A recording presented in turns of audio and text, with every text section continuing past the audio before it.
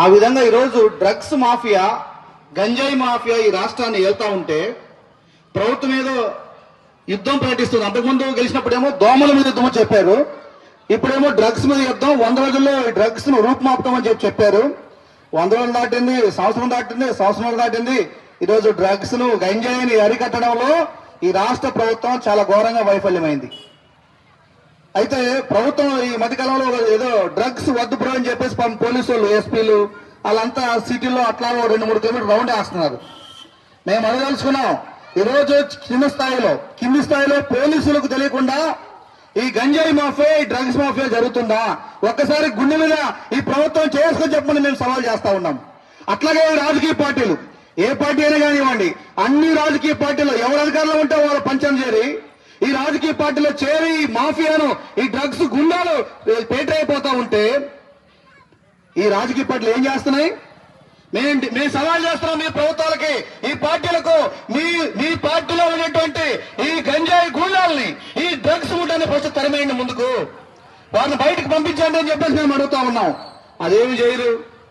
అదేమి చేయకుండా drugs mafia కావాలంటే ఎట్లా అవుతుంది? అట్లాగే ఈరోజు గతంలో డ్రగ్స్ అంటే ఏదో పేపర్లోనో, సెలబ్రిటీస్, సినిమా వాళ్ళు వాడతాం అనుకున్నాం, టీవీలో చూసేవాళ్ళం. కానీ ఈరోజు ఆ పరిస్థితి లేదు. పాఠశాల, హై స్కూల్ నుంచే ఈరోజు ఈ గంజాయి వాడకాన్ని మొదలెట్టే దుర్మార్గులు మన పిల్లల భవిష్యత్తు నాశనం చేస్తున్నారు. దొంగలు వాళ్ళ లాభాల కోసం, వాళ్ళ వ్యాపారం కోసం, వాళ్ళ డబ్బు వ్యామోహంలో పడి ఈరోజు యువతను, ముఖ్యంగా టీనేజ్ వాళ్ళని ఈరోజు ఇందులో ఈ ఊపిలోకి దించుతున్నారు, మోసం చేస్తున్న పరిస్థితి వచ్చింది. దీనికి ఎదురెడ్డి పోరాడినటువంటి ఈ నెల్లూరు నగరంలో కామ్రేడ్ పెంచలయ్య యువజన నాయకుడు పోరాడితే ఈరోజు ప్రభుత్వం ఏం చేయాల్సింది? ఆయన కాపాడాల్సింది, ఆయనకు రక్షణ చేయాల్సింది ప్రభుత్వం దారుణంగా వదిలేసింది. దాదాపు 9 మంది హత్య చేస్తే ఇప్పటిదాకా ఈ ప్రభుత్వం, కనీసం హోంమంత్రి గారు కూడా దీని మీద ఒక్క మాట మాట్లాడుకోవడం చాలా బాధాకరం. ఈరోజు ప్రభుత్వం చేసిన పని మా పెంచలే చేస్తే రాష్ట్రమంతా సంచలనం అయితే ఇప్పటిదాకా ఒక్క మాట అంటే ఒక మాట ఈరోజు ప్రభుత్వం మాట్లాడట్లేదు. ఇది ఈరోజు వైఫల్యం కాదని చెప్పి మేము అడుగుతున్నాం. అందుకని మేము చెప్పాల్సుకున్నాం, చాలా మంది డ్రగ్స్ ముఠా, గంజాయి బ్యాచ్ అనుకున్నారేమో, పెంచలేని చంపేస్తే మా ఆటలు సాగుతాయి, మా ఆటలు ఆడినట్టు ఆడొచ్చు అనుకుంటారేమో. ఇదే సరిగ్గా 40 ఏళ్ల క్రితం ఢిల్లీ నడిబొడ్డున ఇట్లాగే పెంచలేలాగే పాట పాడేటువంటి ఒక కళాకారుడు కాంగ్రెస్ గూండాలకు వ్యతిరేకంగా పాట పాడినందుకు చంపేశారు. ఊగిసలాడే కళల ఊహల నిండా ఉద్యోగం నింపిన నువ్వు ఎగరేసిన జెండా, కాలం ప్రకటించను నీ ఎస్తాసనిలో అచ్చమైన ప్రజాకవి అస్మి వంటి వారంటూ ఈరోజు రగులుతుంది రగల జెండా. అందుకని పెంచలయ్య ఏ లక్ష్యం కోసమైతే మా ముందు ఉంచాడో ఆ లక్ష్యాన్ని తుదదాకా తీసుకెళ్తాం, అవసరమైతే ఎక్కడిదాకైనా నిలబడతామని చెప్పి ఈ సందర్భంగా మేము చెప్పదలుచుకున్నాం. అంతేకాదు బ్రిటిష్ వాళ్ళు కూడా ఆ రోజు భగత్ సింగ్ ను ఉరేస్తే ఇక స్వాతంత్ర పోరాటం ఆగిపోద్ది, ఈ రాజగురు, సుఖదేవ్ వీళ్ళందరూ చాలా రెచ్చిపోతున్నారని చెప్పేసి ఒకరోజు ముందే 1931 మార్చి 23వ తేదీన భగత్ సింగ్, రాజగురు, సుఖదేవ్ను ఉరదీశారు. ఉరదీసే ముందు ఒక అరగంట ముందు భగత్ సింగ్ ను జైలు వచ్చి అడుగుతాడంట, ఏమైనా భగత్ సింగ్ ఇప్పటికైనా మించిన లేదు, ఒక అరగంట టైం ఉంది, ఒక క్షమాభిక్ష పిటిషన్ పెట్టండి, మిమ్మల్ని వదిలేస్తామని చెప్పి అన్నాడంట. దానికి చెప్పాడు భగత్ సింగ్, 23 ఏళ్ల కుర్రాడు. బతుకున్న భగత్ సింగ్ కన్నా చనిపోయిన భగత్ సింగ్ మరింత ప్రమాదకారి. నా విప్లవాలను ఈ సుందరమైన మాతృభూమిని వ్యాపించి యువతకు మత్తెక్కించి స్వేచ్ఛ కోసం, స్వాతంత్రం కోసం ఈ సామ్రాజ్యవాదుల్ని తరివేస్తామని చెప్పాడు భగత్ సింగ్. ఉరికమ్మని ముద్దాడు భగత్ సింగ్. అది ఈ రోజు మనకు రావాల్సిన ఇన్స్పిరేషన్.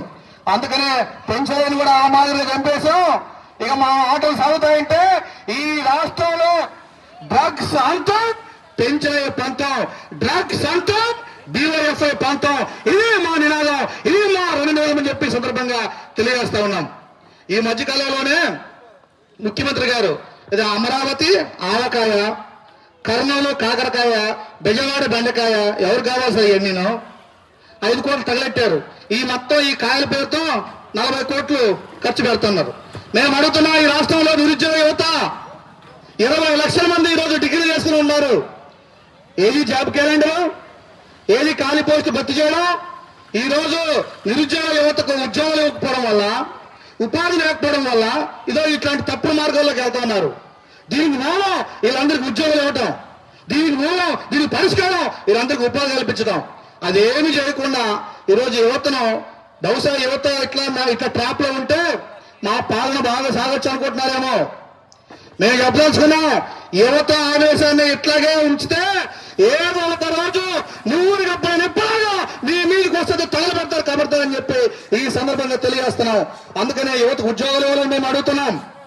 అట్లాగే సంక్రాంతి, మీ అందరం తెలుసు, సంక్రాంతి అంటే బహుశా ప్రపంచంలో 3 రోజుల పాటు జరిగే ఏకైక పండుగ మన సంక్రాంతి. కానీ ఈరోజు సంక్రాంతి అంటే ఏమైంది తెలుసా? మన తెలంగాణలో పెడుతున్నారు కొన్ని వీడియోలు. సంక్రాంతి అంటే పేకాట, సంక్రాంతి అంటే కోళ్ల పందాలు, సంక్రాంతి అంటే ఈరోజు డాన్సులు ఏదో కొత్త డాన్సులు చేసి బట్టలు లేకుండా ఎమ్మెల్యేలు ఏదో త్రిబులర్ అంటే ఆయన డిప్యూటీ స్పీకర్ సిగ్గు యుగ్గు విగ్గిరాజు, ఆయన ఆ విగ్గిరాజు కూడా డాన్స్ వేస్తున్నాడు మహానుభావుడు. మరి ఆయన వయసు ఏంటో అర్థం కావట్లేదు. ఏంటి కల్చర్, ఏమవుతుంది సంస్కృతి? ఓ పక్కేమో సంస్కృతి మాట్లాడే వాళ్ళు ఏమో మాట్లాడట్లా. అందుకనే ఈరోజు రైతుల పండుగ ఇది, ప్రకృతి పండుగ ఇది. శ్రీశ్రీ గారు అంటారు, పొలాలన్నీ హలాలదున్ని హీరాతలంలో హేమం పిండుగా జగానికంతా సౌఖ్యం నిండుగా అంటాడు. రైతు బాగుంటేనే, రైతు సుభిక్షం ఉంటేనే ఈ దేశం బాగుంటది. కానీ అటువంటి రైతు ఈ ధాన్యం తెచ్చే ఈ పండుగ ఈరోజు రైతు ఎలా సుఖంగా ఉన్నాడా? ఒకసారి ఆలోచించండి. రైతు ఆత్మహత్యలు పెరుగుతున్నాయి, రైతు పండించే పంటకు గిట్టుబాటు ధర లేదు. ఇదిగో నిన్న మహారాష్ట్రలో కమ్యూనిస్టు నాయకత్వంలో పెద్ద ఎత్తున 50,000 మందితో ర్యాలీ ప్రారంభించారు. ఖబర్దార్ కాస్కో మోడీ అని చెప్పి ఆ ర్యాలీ ప్రారంభం నడుస్తూ ఉంది రణనాదంగా. అందుకని రైతు ఆత్మహత్యలు ఆగడం లేదు. వ్యవసాయ కూలీల పరిస్థితి రోజు రోజు దారుణం అవుతుంది. ఈరోజు వ్యవసాయకు ఏదో ఉపాధి హామీ చట్టం ఉందో చట్టాన్ని మార్చి దీన్ని చంపడం కోసం ఈరోజు ప్రభుత్వం పేర్లు మార్చి జీరామ్జీ అని విబి జీరామ్జీ అని పేరు మార్చి దాన్ని తగలెట్టే కార్యక్రమం చేస్తా ఉన్నారు. అందుకనే ఈరోజు రైతుల యొక్క పండుగను, రైతు సంస్కృతిని ధ్వంసం చేసి తప్పుడు చెడు విష సంస్కృతిని నాటే ప్రయత్నం చేస్తా ఉన్నారు. దాదాపు 1000 కోట్ల తారుమారైందని చెప్పేసి ప్రభుత్వం పత్రికలు రాస్తున్నాయి. ఇంతకన్నా ప్యాకెట్ రాయలు ఇంకెవరైనా ఉంటారా? ఇప్పటికైనా ముఖ్యమంత్రి గారు డిప్యూటీ స్పీకర్ అయినటువంటి త్రిపులార్ని, అట్లాగే ఎమ్మెల్యేలను, కేంద్ర మంత్రులు అంతా సిగ్గు లజ్జ ఉంటే వీళ్ళందరినీ పాటించి బయట తీసేయండి. ఈ కోడి పందాల రాయలని, ఈ ప్యాకెట్ రాయల్ని, ఈ దొంగల ముఠాలందరినీ మీరు అంటేసుకుని ఏం ప్రవేశం పాలన, ఏం పరిపాలన సాగిస్తారు? పాడుబోయే పాలన. అందుకనే యువత, మహిళలు సిగ్గుపడే విధంగా వీళ్ళ చర్యలు ఉన్నాయి. నేను కాకముందు అదే తోట్లవల్లూరు కృష్ణా జిల్లాలో పాప కూలీలు ఏదో ఉట్లూరు దగ్గర అది కంకిపురం మండలంకి వస్తుంది. ఏదో కూలీలు పోయి ఏదో డబ్బులు పోయాయంట. డబ్బులు పోతే కేసు పెట్టాలి, చట్టం ఉంది, దానికి వ్యవహారం ఉంది. వాళ్ళందరినీ తీసుకొచ్చి దళితులు ఎక్కువ మంది బీసీలు ఉన్నారు. 11 మందిని తీసుకొచ్చి కొట్టేసి రాత్రంతా కొట్టి తాళ్ళు బట్టలు లేపకుండా పెట్టేశారు. ఇప్పుడు వాళ్ళ మీద ప్రభుత్వం కూడా డబ్బులు తీసుకున్నప్పుడు కొట్టారని చెప్తుంది పోలీస్ యంత్రాంగం. సిగ్గు శరం ఉంటే ఎవరైతే దాడి చేశారో దొంగలందరినీ అరెస్ట్ చేయాలి. చేసిందే లత్కూరు పని. అట్లాంటిది ఈరోజు కూలీలు వచ్చే పేదల మీద మీ పెత్తనం అనేది మా డిమాండ్. అందుకనే ఈ కోళ్ల పందాల వ్యవహారంలో ఈరోజు భగ్నమైన బతుకులు ఎన్నో ఈరోజు మీడియా ముందుకు తీసుకురావాల్సిన అవసరం ఉంది. ఖచ్చితంగా రాబోయే రోజుల్లో ఈ సంక్రాంతి కార్యక్రమాన్ని, ముఖ్యంగా సంక్రాంతి అంటే ఐక్యతకు సింబల్.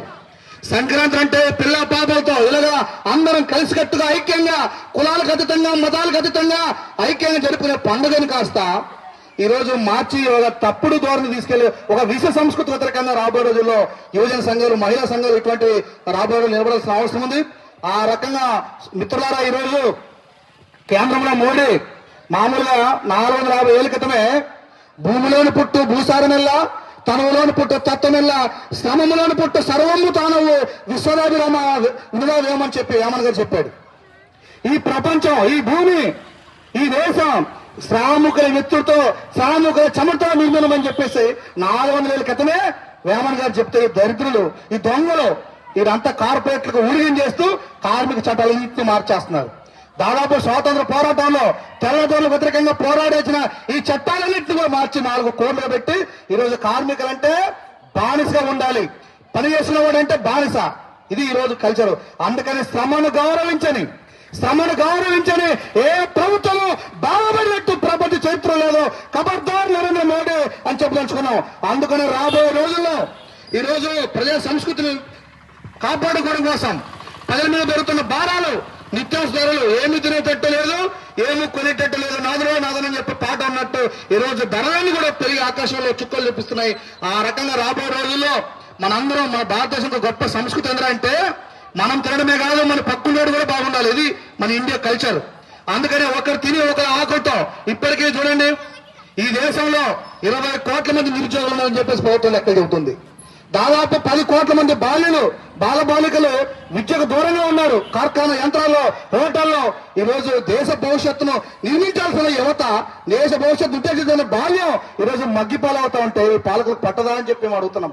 అందుకని రాబోయే రోజుల్లో ఈ అసమానత లేని సమాజం కోసం ఈ డ్రగ్స్ అంతం, డివైఎఫ్ఐ పంతం అదే పెంచులైకి మేము ఇచ్చే నివాళని చెప్పి తెలియజేస్తూ ఆ రకంగా పోరాటాలు చేస్తామని చెప్పి మీరందరూ కూడా ఆ రకంగా భాగస్వాములు కావాలని చెప్పి తెలియజేస్తూ సెలవు. Thank you.